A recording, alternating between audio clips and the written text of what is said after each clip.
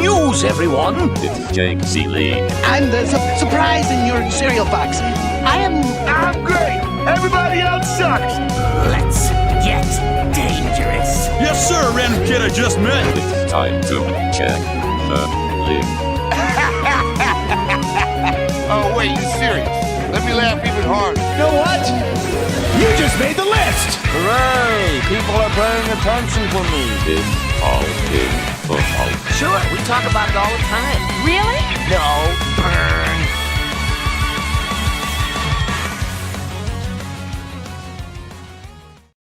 What is up, you ducks? It is Fantasy Football Playoff Edition, ? All in football with Chris, Meaney, and Lauren, and we are going to talk fantasy football playoffs, the ways you can play, the strategies, picks, awards, because we haven't done our award yet because the season just ended last week. But, I mean, technically, I guess we could have done awards last week because hopefully you didn't rely on Week 18 to get your championship because it was as crazy as expected. There were some big games. Detroit Lions got 15 people hurt trying to play the entire game and more from there. But that's what we're here for, to give you more ways to play. Shout out, by the way, over at The Athletic. I don't even care that I'm going to tout this as soon as I do. So the great Jason Stark was talking fantasy football advice with me through the season. And then we went down this rabbit hole of, have you seen this? And can you believe this? When was the last time this? And his Weird and Wild column actually involved me in it. I got to do the Weird and Wild sports column with Jason Stark. So if you want to go over there and check it out, please do. A lot of fun, interesting stats. Playoffs related. You know how this got started, Chris Meaney? Because of your Philadelphia Eagles. Because it all started because we had the conversation of how many teams have started 10-1 and not won the division. And that's how this whole thing snowballed. Do you want to take a guess how many times a team has started 10-1 and not won the division before the Eagles?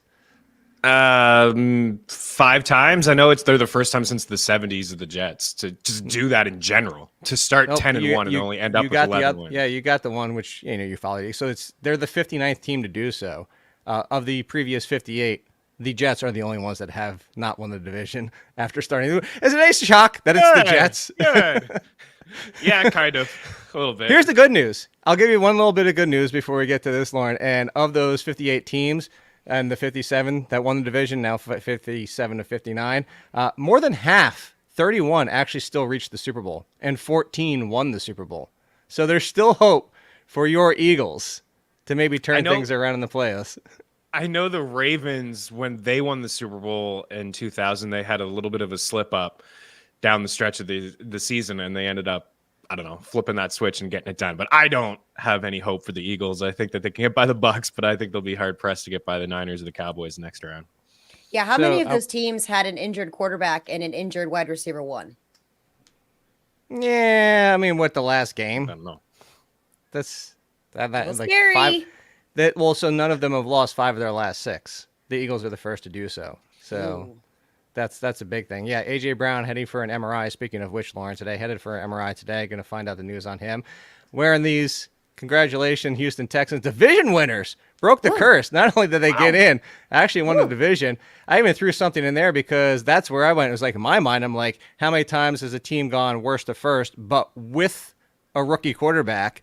So since the realignment, and since 2000, essentially, it's actually happened 3 previous times. C.J. Stroud was the 4th. Before that, Kyle Orton with the Bears in 2005. They went worst to first and won the division with Kyle Orton. Robert Griffin and Dak Prescott. However, here's the thing.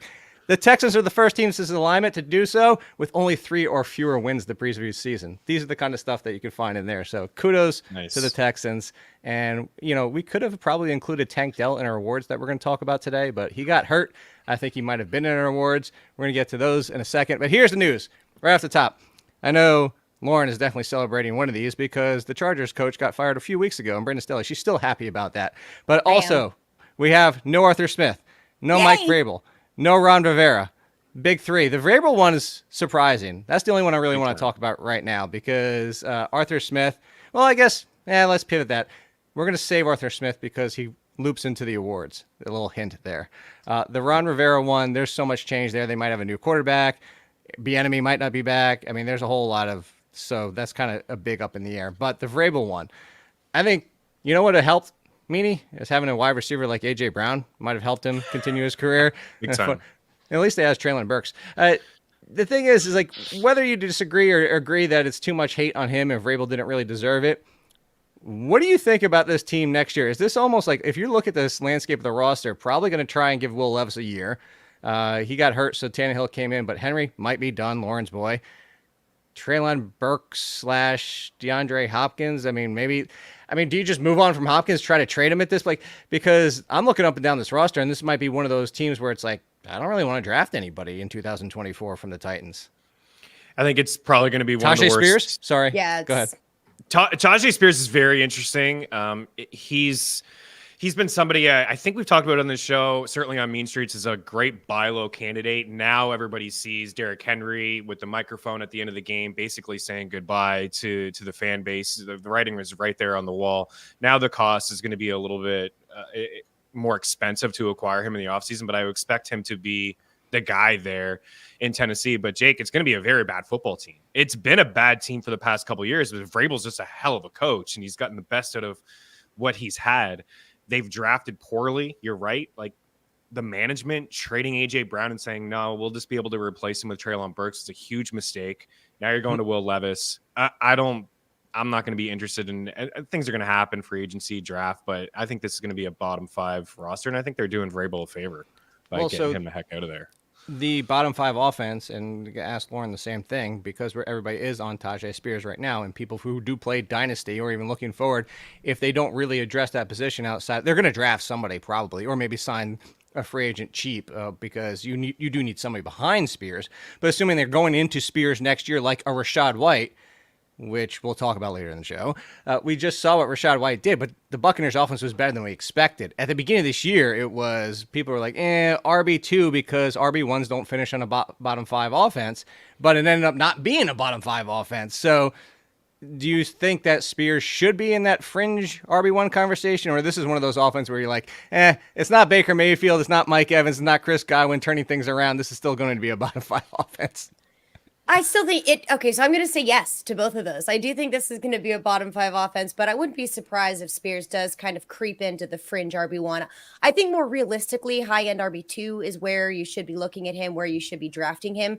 The biggest concern that I have with this offense is not just that they're going to stink, but what's their identity? We understood their identity with Vrabel and with Derrick Henry as a run-first game. We get that. We knew it. We were able to prepare for that. Whether or not they were successful didn't matter because volume is king in fantasy football. So what is this going to look like next year? What is this landscape going to show us? How are we going to be able to prepare for this? So it's really going to depend who replaces Mike Vrabel, what kind of offensive coaching scheme they have. But it's so murky. There's so many things up in the air that I'm not confident to really touch any other pieces besides Tajay Spears. And if he creeps up too high, I am avoiding completely. But he should be drafted as a high-end RB2 at best. So the Jaguars essentially cleaned most of their house, including the running back coach, which was a little surprising with the year that ETN had. But, maybe they're putting more of that on ETN, trying to fix that offense with not overhauling it maybe. Panthers fired their QB coach and also basically that Josh McCown was like the only one left now, but Panthers cleaning house. The one I did actually want to ask about that is, I'll go to you first, Lauren, on this one, is like, do you have any hope for Bryce Young in year 2? Knew everything basically for all intents and purposes of coaching staff. Rookie year, terrible team that he got put on. His number 1 wide receiver was an aging vet. Do you think there's hope that he can get into fantasy relevance? Not that like he can better the NFL quarterback. People are already talking about, that was such a terrible first pick. He's going to be a bust. Not that. That's 1 year. Let's chill out on that. But for our purposes, for fantasy purposes, because he was never going to run to the level of Lamar Jackson. He was never going to run to the level of Justin Fields. Like, he runs when he needs to, and people look at him just like, I'll run. He probably was talking about 300 or 400 yards if he really took off for a season. So for fantasy, knowing that, is there enough here in what you saw this year to say, yeah, maybe it can be a little bit better for him, or is this at least another year off? It's another year. I do not have any faith in Bryce Young's fantasy stock for 2024. Even if they did completely overhaul their offensive line, which I think is just one of the huge issues that they have, it's still like, how long is it going to take them to gel? What kind of chemistry are they going to have? How young are they going to be? I really think this is going to take another year. So 2025, Bryce Young, just hang on until then, buddy. You can do it. It would help if they had the number 1 pick, Chris Meaney. It would. Yeah, yeah, it really would. Looking back at, anyways, it's way too early to judge, like you said. Maybe it'll work out for Carolina.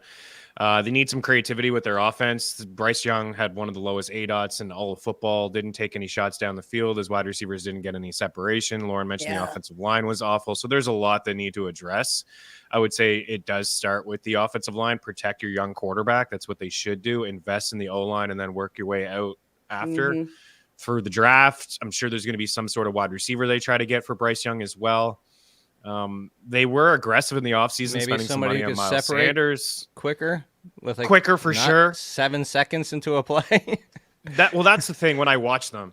And So you know, Frank painful. Reich gets a lot of the heat and he was let go, but I mean, I get it. His wide receivers didn't get any separation. There was just nothing, so there was no shots deep down the field. Didn't have anyone. I'm not ready to close the book on Mingo too, as like maybe a wide receiver 2, like in real life football. Maybe you could get him for dirt cheap.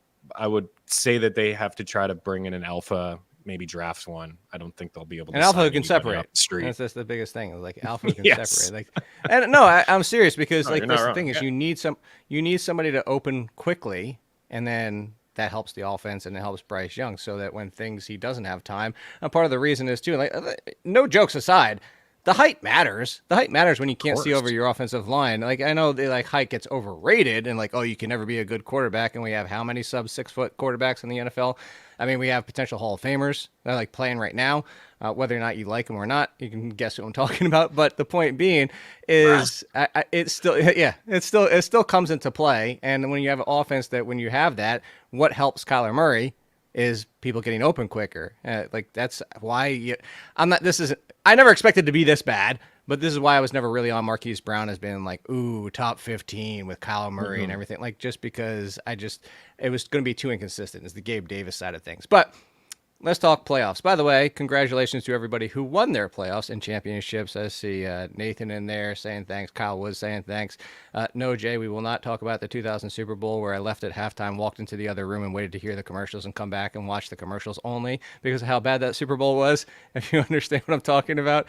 And yes, NFL Street. I love that NFL Street. And they need to bring back like the best. NFL NFL Blitz /Street/ there's something. They need to bring something back. And I mean with the real teams. I know they've been offshoots of those, but playoff formats. There's the big 3. I mean, there's other mixtures out there. I've seen some mentioned even on the column. So you have the big 3 for everybody out there that wants to keep playing. Please do. They're fun. We have our SiriusXM host league that they're doing.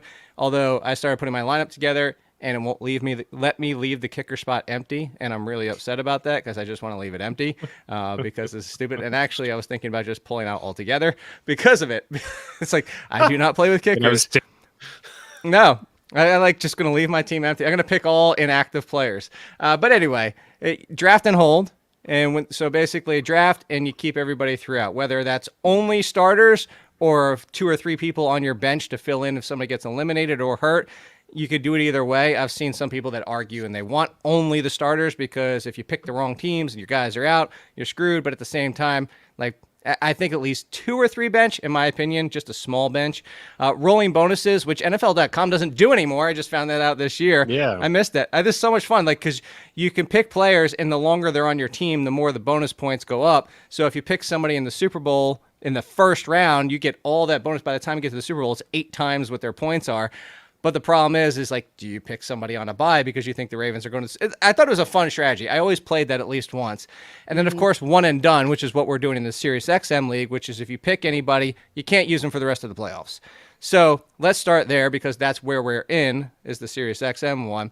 And I'll go to you first, Meaney. What is your strategy? Do you try to pick a bunch of great players you're expecting to lose? Like, we'll talk about the Packers have one of the biggest underdogs.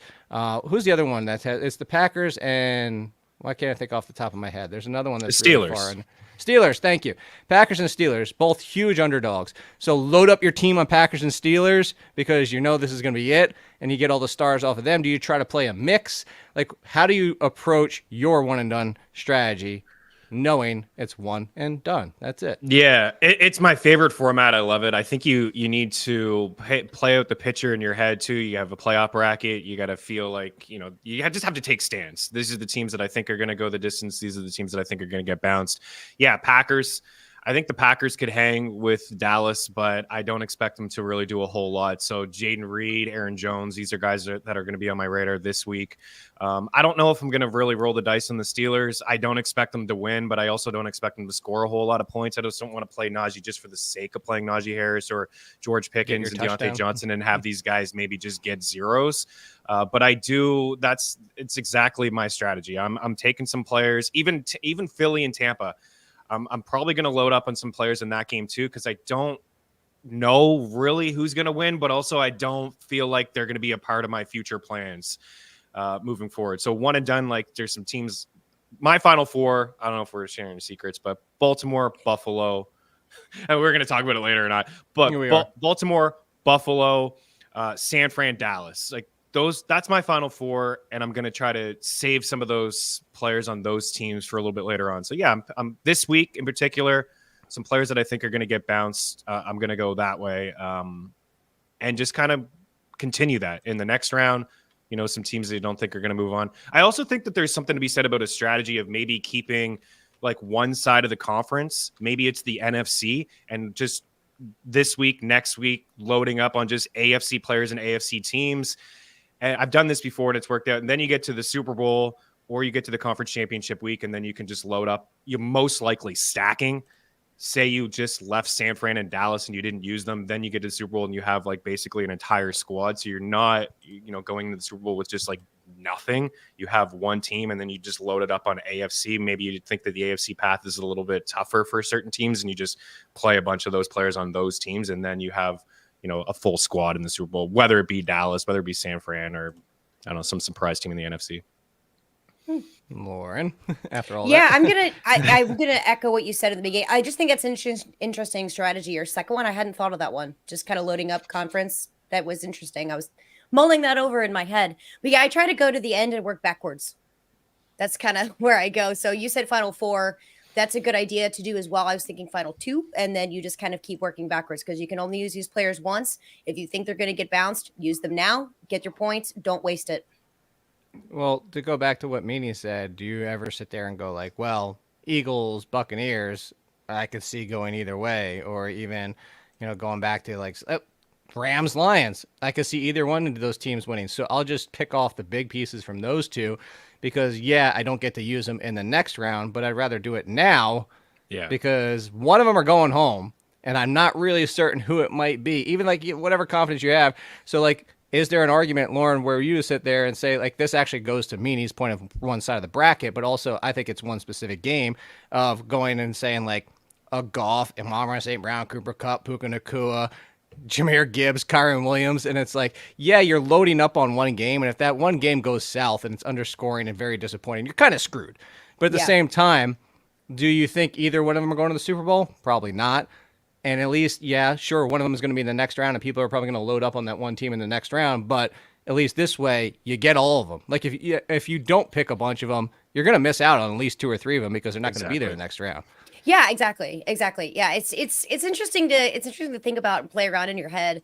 I guess, I don't know. For me, I kind of want to go a little bit more conservative because I don't want to be in that position where I've just loaded up on these players. Because in the NFL, you never know. This is the playoffs, and the reason why these teams are here is because they're good. So, I mean, with the exception of the Steelers. I'm sorry, Pittsburgh. I love you. I have lots of good Steelers friends. That one is a little lopsided. Well, if the Eagles don't have AJ Brown, you might even say that now too. You could. I know that's that one too. So I guess if it's a toss-up, I could see what you're saying, but I don't want to overload on a team that could make it.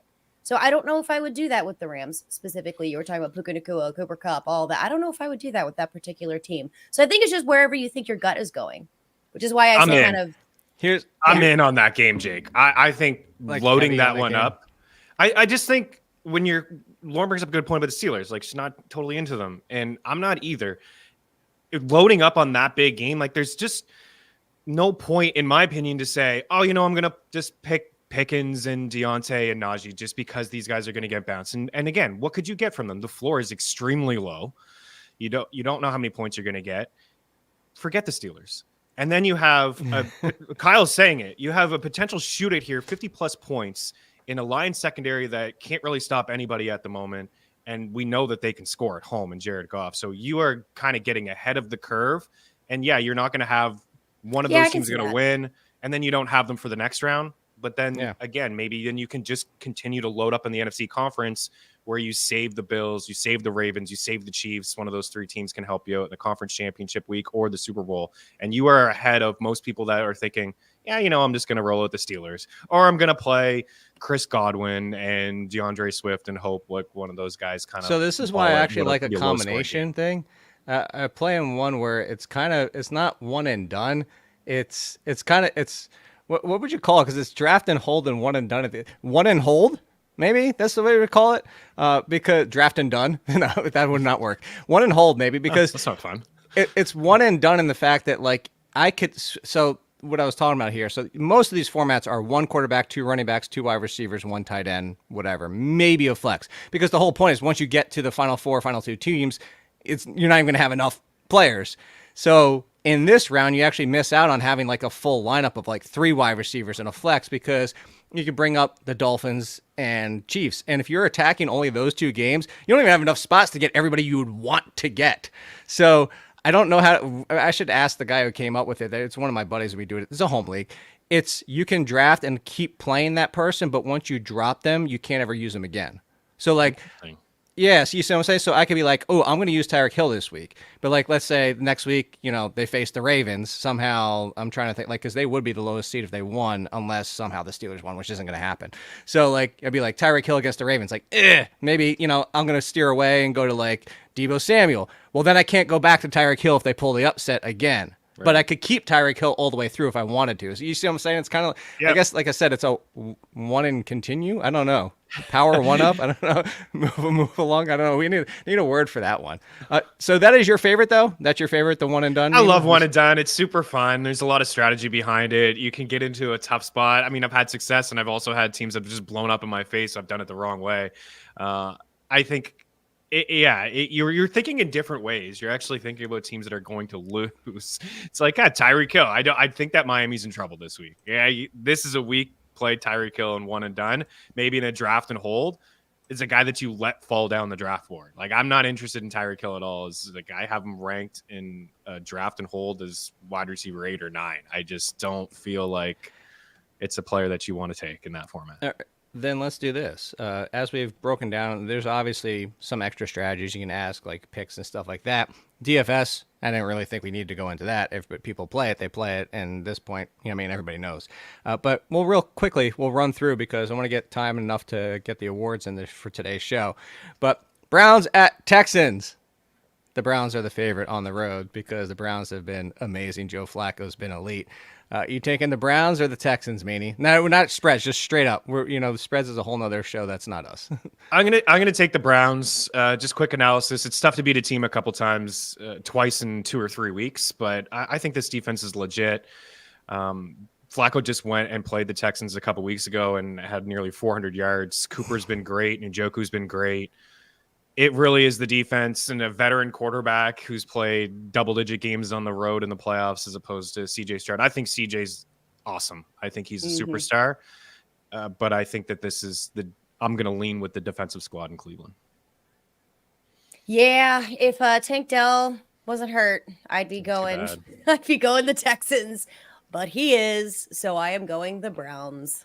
All right. Well, then, I'm not going to admit that I'm doing that because go Texans. Yes, but I think you're a Texans fan now. You got to ride with them. Yeah. I know. I'm rooting for them. I'm rooting for the upset. I am too. Leave it at that. Lauren, first on Dolphins Chiefs. Then Chiefs are 3.5-point favorites. Jalen Waddle's a question mark. Raheem Mostert's a question mark. Sounds like both should play, but do you think the Dolphins can go into Kansas City and pull off their upset? I think they can. I'm actually going to lean the Dolphins on this one over the Chiefs. Wow. Yes. That's my upset. I like it. That's not a popular pick. Meaney, are you going to go? I'm not. I think that they're in trouble. There's something always you look at their record in Tua against good teams. I know they beat Dallas a couple weeks ago. The reason I think that they're in trouble is like Bradley Chubb, Jalen Phillips, They're without two of their best pass rushers. They're also without linebacker Andrew Van Ginkel and Jerome Baker. All these questions about Raheem Mostert Right. and 'Cause he's Jalen taking Waddle. a nap. He's going to wake up in 40 years or whatever that is. That's Rip Van Winkle. The same thing. I wish that I had that in my analysis. It was good. They're just, they're banged up. It's. I always hear this every week. I couldn't even get it. I always hear this every week. You know, you start to hear this with global warming, all this stuff. The coldest game ever in playoff history. It's possible. I don't think it's going to get up there. I did read an article on Pro Football Talk. It could be the 4th or 5th coldest game ever, below zero potentially. That's just bad news for Miami. Miami can't play. Yeah, that's a good point. Playing right into Kansas City. They had a week off. They rested everybody. Back around, Lauren. No, I'm still going with the Dolphins. It's a good point, though. I just think this is going to be a super close game. I'm going to put a lot of stock in what Tyreek Hill wants to do against his former team. Jake, I know you don't really buy into the revenge narrative. I do. So I think this is going to be pretty interesting, and I think it's going to be a lot closer. It's not buy in. It just doesn't exist. That's all. Whatever. I disagree. I like the revenge narrative. I've done the numbers. Doesn't exist. I think it exists in other sports. Football, maybe. Basketball, because it's such a big team game. But I think like basketball or hockey, like I think a player could actually overtake a game. Hockey is be a thing. So I would go basketball most plausible. Basketball, hockey, football, baseball. You guys do you. I do me. That is what I'm liking about this game. Stick to your guns. 175 receiving yards for Tyreek in the first quarter. Revenge. Woo! That'd be amazing.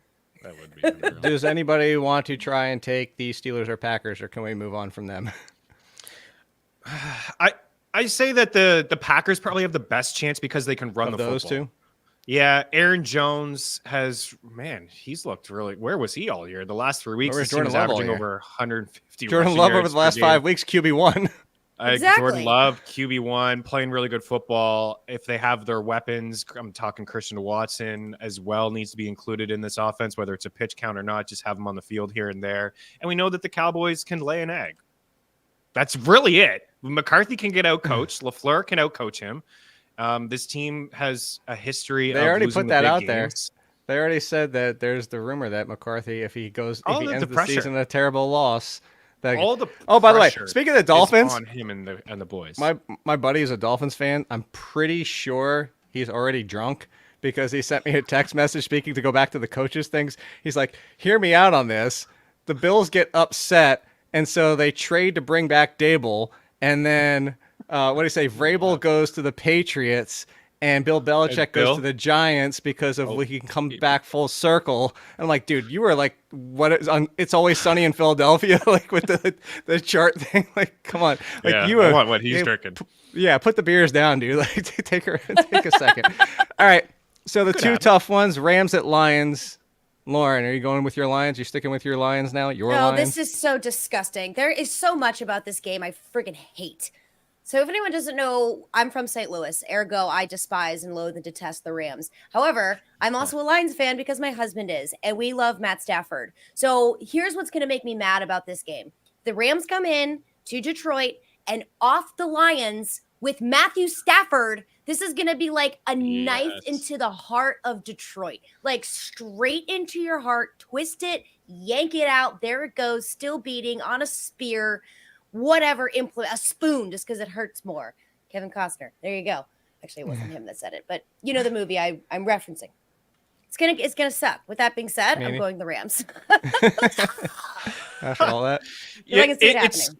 It's got to be an emotional time for Detroit Lions fans. I was thinking about that as well. You finally get into the playoffs, and then you got to face Stafford. Are you going to boo Stafford? You can't boo him. He's done so much for the franchise. You know, it's definitely bittersweet. I think that this is I think it's going to be the game of the week. I think it's going to be really, really fun. I like the Rams. I've liked the Rams for the past few weeks. I really like the way that they're playing. Matthew Stafford and Nakua and Cooper Kupp. They got a ground game. The Lions have issues defensively. They can stop the run, but they can't stop anybody in the middle of the field and deep plays. They've given up. They've given up the second most yards per attempt in the NFL this season. Mullins had nearly 800 passing yards in 2 games against them over the past couple of weeks, and he didn't even look like a great quarterback getting that done. So I think it's gonna be close. Definitely like the +3.5, and I think the Rams pull it out. Well, so you got running backs. You could argue same. We'll give the slight edge to the Lions because there's 2 of them versus 1. Sure. Whatever you want.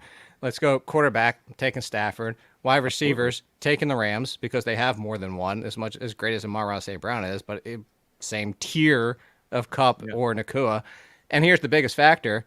The tight ends would have been a massive advantage for the Lions, but to go to the head coach, who I'm going to give the advantage to, I'm going to give the advantage to the idiot, or not the idiot, who risked everybody through the end of the game for this slim 100%. Hail Mary lottery chance that you could move up to the number 2 seed, which means nothing anymore. Cool. You might get one extra home game. Maybe you get one extra home game if that worked out. And you lost Laporta and potentially other options. So I'm going with the Rams with you as well. And Khalif Raymond too, Jake. Like, I know it's just Khalif Raymond, but he's their punt return guy, and he may not play in this game. So those little things could be the difference maker. They started dropping like flies in the 3rd or 4th quarter. I'm like, they are still out there. What the hell are you doing? And Somebody stop this rested madman. Everyone. He's experienced. He's Except been for to Nakua. 2 Super Bowls. Well, and except you for saw that as soon as Nakua. as soon as he got it, he's like, get him the hell off the field. Yes. Like just 100%. put And a I'm sure bodyguard around him. And I'm sure McVay, that was Campbell like Campbell was uneasy too busy feeling trying to for him. troll the refs.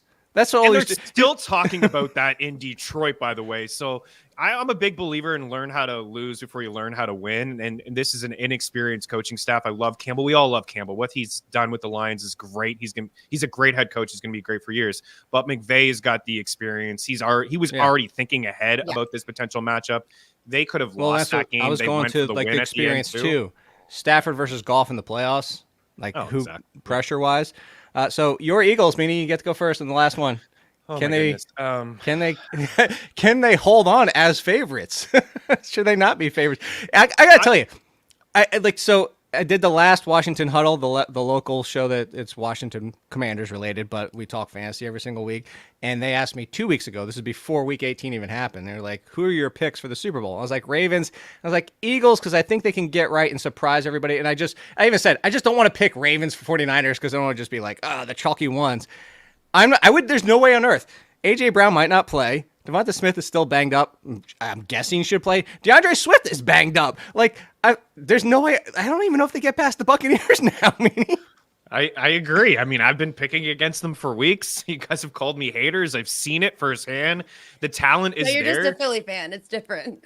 It's I mean, I guess I see it firsthand. I see the differences, I suppose, Lauren, in last year and this year, and I see a very similar roster, but I mean, coaching is key. And I'm not just talking about Sirianni. I'm talking about offensive, defensive coordinators. This team struggled all year long in the red zone, moving the ball. There's a disconnect there. Then they made the switch with 4 or 5 weeks to go to Patricia, which again is a huge mistake. The defense they're confused about a lot of things, going from one coordinator to another coordinator. They can't stop the pass. They can't stop the run. You mentioned. On the flip side, it is the Bucs. Like, they haven't shown us a whole lot this year. They've also both of these teams can't stop the pass. They've been really good against the ground on the Baker ground versus Hurts. Yeah. I think that Philly squeaks it out, but they're just so one and done. Like, it's going to be ugly, or it gets 2 and done.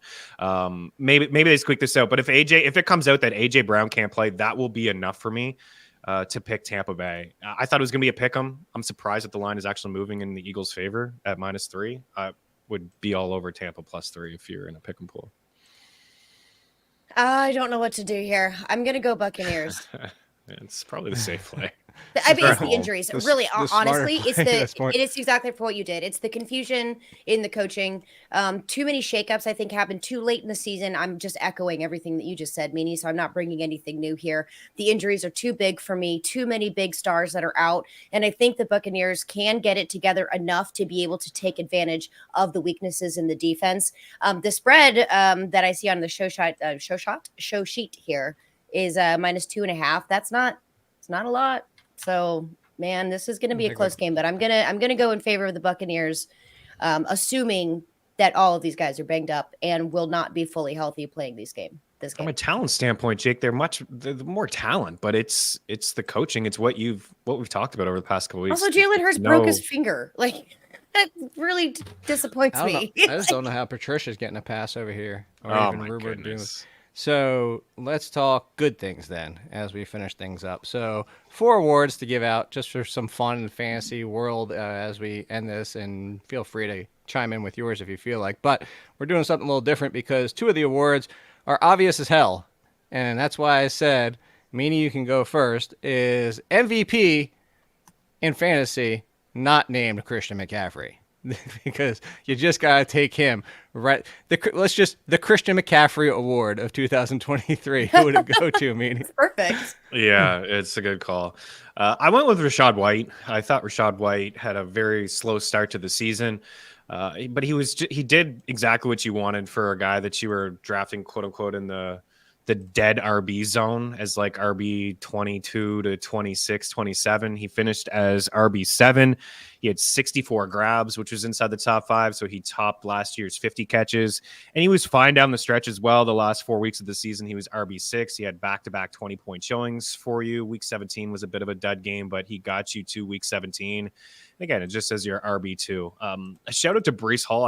I almost put him in as the MVP, but you most likely didn't get to the playoffs because of him. Yeah. But he had a whopping 114 fantasy points over the last 4 weeks. Playoff MVP. More Sure. than the next closest guy. But I give it Rachaad White was more of a balanced season for him. Full season. Yeah, Bryce Hall was definitely playoff MVP. There's a complete 37, 23, and then 26, and then 37 effing carries in that final game. Like, what the hell? Anyway, Lauren, who's yours?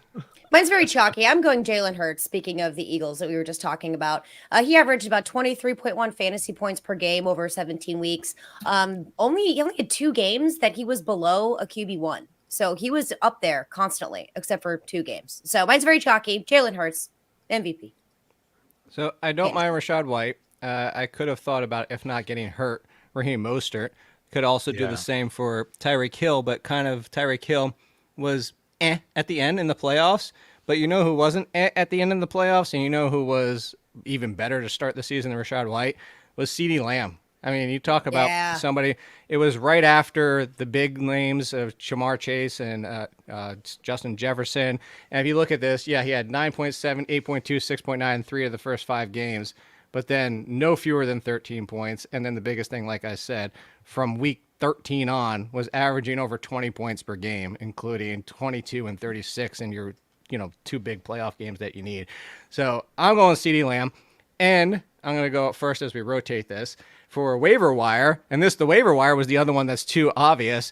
Waiver wire not named Kyren Williams or Puka Nacua. Nacua came before Kyren Williams, but they were both in play right out of the gate. And if you picked either one of them up, honestly, they could even be in the MVP conversation, kind of pickups / MVPs. But waiver wire, if people remember, there was something we even said on this very show. At least I remember I said it. So for everybody that wants Kincaid, and I was not on Kincaid, said even if, go ahead and draft Kincaid. I'm fine with it. But there was no reason that Sam Laporta's name shouldn't have been in the same tier as Dalton Kincaid. You can go back and we talked about it. Dalton Kincaid was undrafted in most leagues to start the year. Wasn't even there. Was average draft position was in the 160 to 170s. That means not drafted. Even 150s, mostly not drafted. If you picked up Laporta quickly and said, man, this is potentially going to work out, you got the tight end 1. So for me, that's the waiver wire pickup of the year outside of Nacua and Kyren Williams. Back to you, Lauren, as we circle back around. Bears just fired Luke Getsy. Who cares? I'm just letting you know. Little big man shouted it out. I just confirmed it via the Google machine. My waiver wire MVP is Zamir White. Now, I know this isn't like a whole entire season thing like Puka Nacua was and Kyren Williams was, but he did come in clutch when you needed him to in the fantasy playoffs, and he finished as an RB8 from week 15 to week 17. He averaged 14.5 fantasy points per game and half PPR scoring. He was an easy plug-in. I mean, you didn't have to overthink it, and he did well. He got a lot of volume. We needed it, so hats off. Waiver wire MVP for me, Zamir White.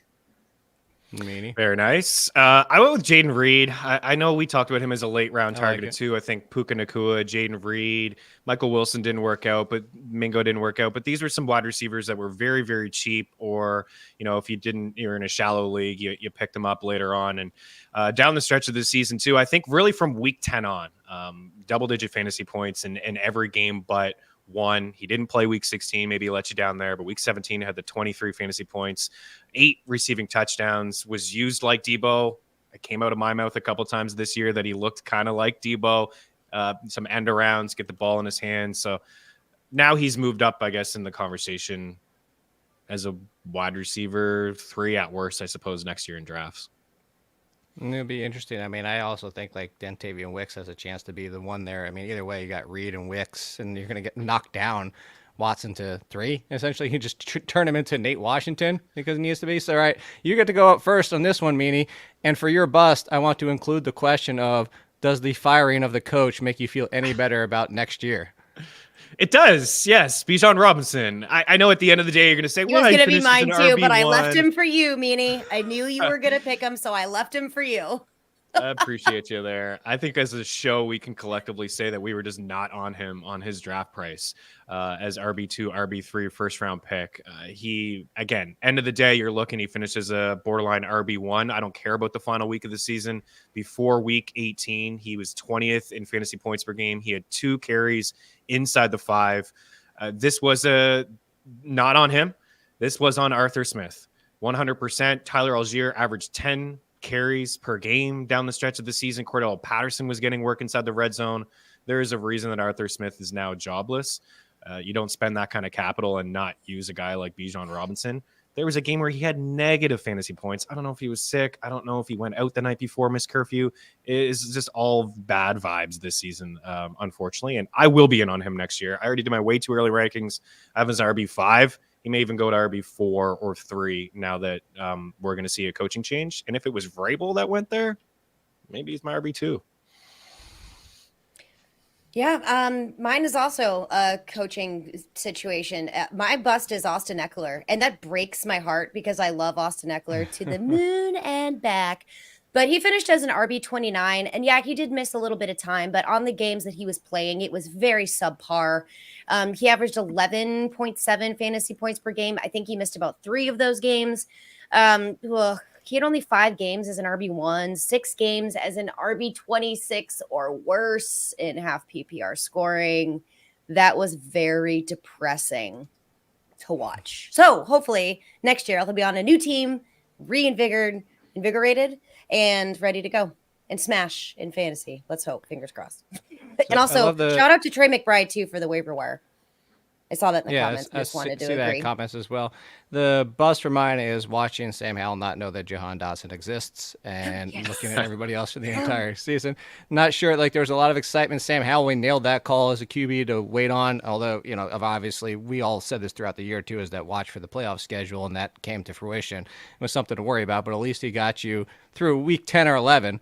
Was really nice on the Sam Howell. He just didn't like Jahan Dotson for whatever reason. So that is definitively a bust for me, as well as the fact that I had him inside of the top 30 wide receivers coming off last year. But Jahan Dotson's a big bust. And to get into our breakouts as we finish things up, I just wanted to check as I said this because I wanted to double check myself, knowing that Lauren and I from week 1, to give you an idea, in the waiver column, week 1, including the preseason, Puka Nacua, Jaden Reed, Josh Downs, running back. By the way, Jerome Ford there, Kyron Williams, Devon Achane, they're all there. And then the number 1 wide receiver at the time, yes, was available in over 50% of leagues. And the breakout this year, Nico flipping Collins for my Houston Texans, for CJ Stroud, along with Tank Dell, was great. But all there in waivers for that entire year, basically. And Nico Collins getting that wide receiver 1 value that we had hoped to see at some point. And probably more than even people expected. I double-checked. He was wide receiver 55 on average in ADP, which is just insane. So that is my breakout. Lauren and Meaney, as we finish things up today, who are yours? Mine is James Cook, and this is saying a lot coming from don't go chasing Bills running backs, but I'm here. I'm in on the James Cook train. He did a great job. We saw that big breakout game, right, when it was just all James Cook, and it was absolutely beautiful. But prior to that, he was decently good, but like quiet about it. He had 7 games through week 12 as an RB2 or better. And in 3 of those games, he finished as an RB1. And then you're talking about his like massive RB1 games after that, especially in your playoff push, which was very exciting to see. But not only did this work out well for us fantasy enthusiasts, it worked out well for real football. They won and they did well, and they got to keep Josh Allen away from getting his body all banged up. So I can see this now becoming a trend, not just oh, look, Devin Singletary did so great in the playoffs, they're going to overuse him next year, and then he's not even on the team. So I actually really do like this. I think this was a great, not only a breakout for James Cook, but a breakout for a Bills running back with a Josh Allen-led offense. So I'm going James Cook. I like it. I went with a quarterback. I got Brock Purdy here. I just feel like Brock Purdy was a guy that was undervalued all throughout the draft process. I know on the series show, Jake, we talked about him in Superflex leagues, his quarterback 24, 25. Geez, even in the summer months in best ball formats, I know it's best ball, but Trey Lance was going ahead of Brock Purdy. Nobody believed in the 6 to 7 sample size from last year. And he did break out as quarterback 6. He was 5th in yards. He was 3rd in touchdowns. He was 1st in yards per attempt. He was 3rd in completion percentage. When you take away Browning, you take away 3 games from Rudolph. He was just a guy that, you know, if you had Trevor Lawrence in the struggles, Justin Fields got hurt. Kirk Cousins you had got hurt. Like, this was just a nice safety valve, I suppose, somebody you picked up off the waiver wire. He was an MVP for you in Superflex leagues, and now he's going to be in the QB1 conversation. Say what you want about his game and system quarterback. It doesn't matter. He's got the head coach. He's got all the playmakers. He's got the weapons there. And he was just great all year long. And he was in the MVP conversation. It's a pretty remarkable story, really. It really is. I almost considered him, but it was kind of like, well, he just did what he did last year. He just wasn't, nobody expected him to even be the quarterback and do it again this year. So I love that call. We're going to do more of this on the SiriusXM show on Saturday, more playoff talk, more picks, and fun stuff like this as we continue through the offseason with a look ahead to 2024 at Chris Meaney, at Stepmom Lauren. Stepmom Lauren. I'm at All Kid, and we'll be back next Wednesday and recap the first round, start doing some way too early rankings debates. So if you are interested in yelling at us or yelling about what your pick should be, I like the Joe Flacco, Isaiah Likely waiver wire column picks as well. Yes. And we'll be back next Wednesday for more of it. Until then, toodles.